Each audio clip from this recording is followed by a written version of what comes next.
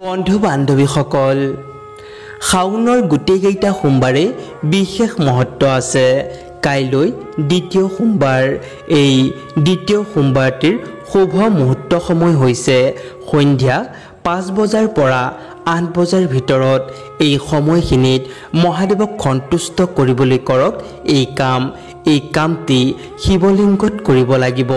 যদি শিৱলিংগত কৰিব নোৱাৰে তেন্তে আপোনাৰ ঘৰত যদি শিৱলিংগ থাকে তেন্তে তাতো কৰিব পাৰে।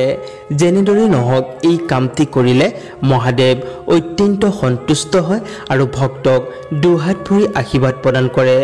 বন্ধু বান্ধৱীসকল, মহাদেৱৰ প্ৰিয় বস্তুৱেই হৈছে ধতুৰা।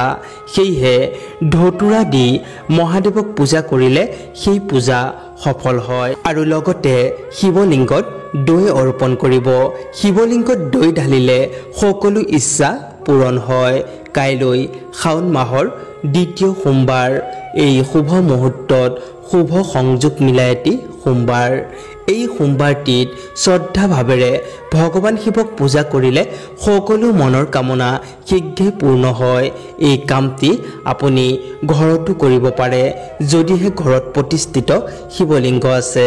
সন্ধ্যা 5 বজাৰ পাছত মন্দিৰত বা ঘৰতেই শিৱলিংগত ধতুৰা, দৈ আৰু বেলপাত নিবেদন কৰি মহাদেৱৰ ওচৰত এগছি শুদ্ধ প্ৰদীপ প্ৰজ্বলিত কৰিব আৰু এই মহামন্ত্ৰটি 108 বাৰ উচ্চাৰণ কৰিব।